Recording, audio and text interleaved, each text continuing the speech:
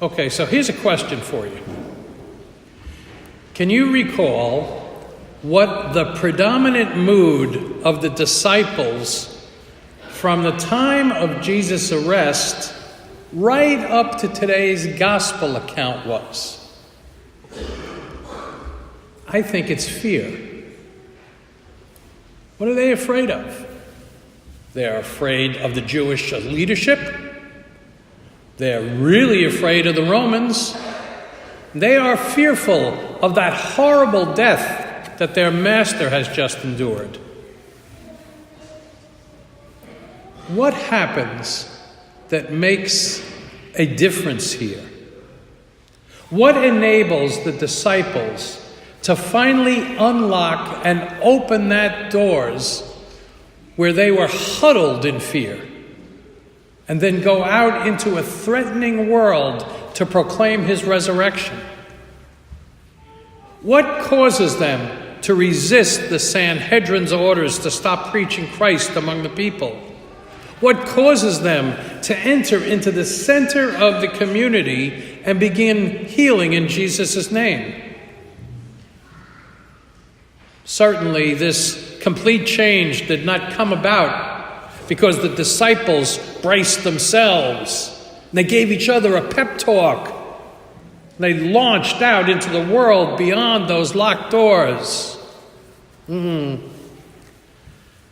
tells us quite clearly today that it wasn't a what that emboldened this timid community, but it was a who. Before his death, Jesus had promised to send an advocate to teach the disciples the truth, to set them free, and then to send them out to Jerusalem and beyond. In today's reading, Jesus keeps his word, and he breathes that Spirit upon them. We know what the disciples were like during Jesus' ministry right up to his death. They showed signs of ambition and rivalry, hoping that Jesus was the promised Messiah who would give them positions of power in the new kingdom that he was preaching about. So when their world fell apart and Jesus was arrested and killed, they ran for the hills in fear. That's where we find them in today's gospel. Behind locked doors, paralyzed in fear. What was the change? Jesus breathed on them. He breathed his Spirit on them. John's gospel has frequent allusions to the creation story in Genesis. Do you remember the opening verses of Genesis? It described the earth as this formless void, and there was great darkness over the deep. And what brought light and order to the darkness and formless void? Genesis tells us that God's Spirit hovered over the water. And then God began that work of creation. And Jesus first greets his disciple in the locked room with, "Peace be with you." They needed to hear that. Because despite their previous fears and betrayals, they needed to know that they were reconciled with Jesus and one another. That reassurance would have released them from their previous betrayal and paralyzing fear. And then what?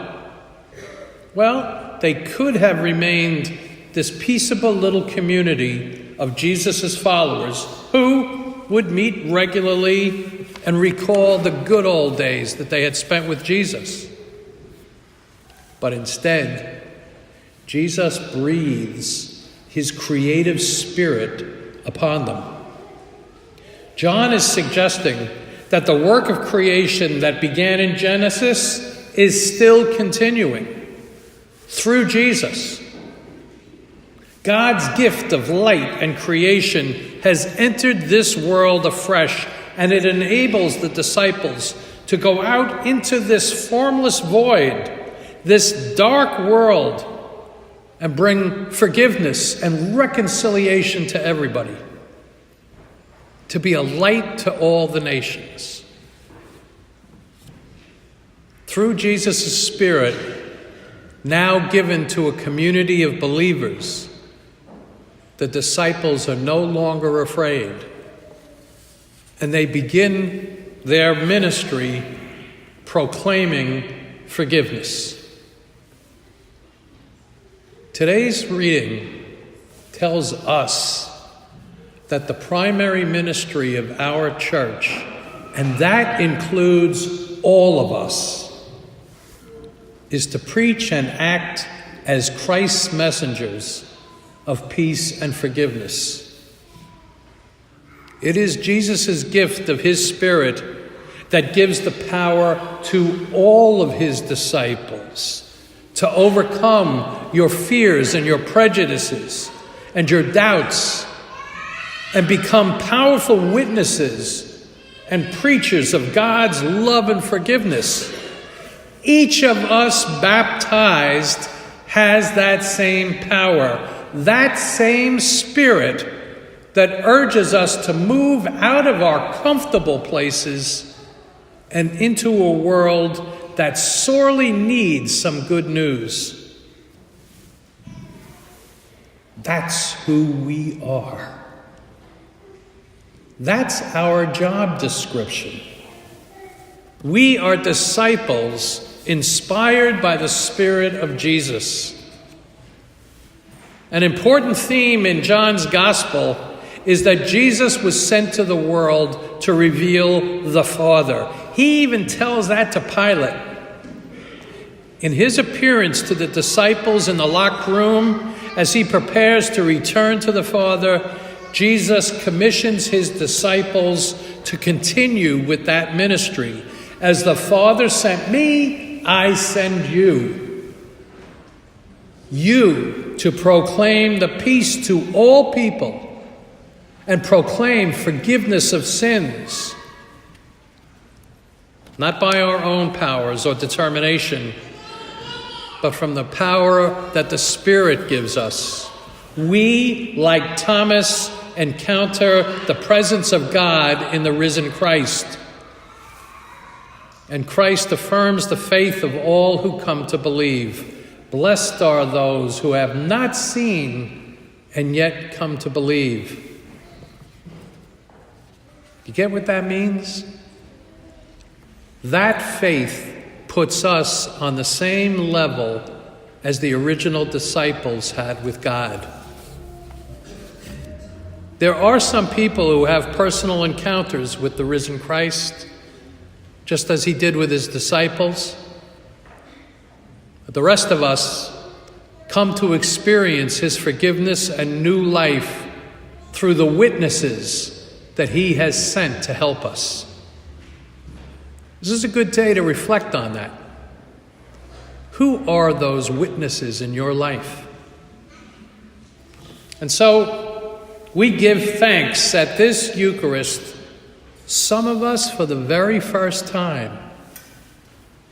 We give thanks for those witnesses who have removed our fears and have been a source of the living faith that we have in Jesus, who has risen from the dead and is right here now in our midst.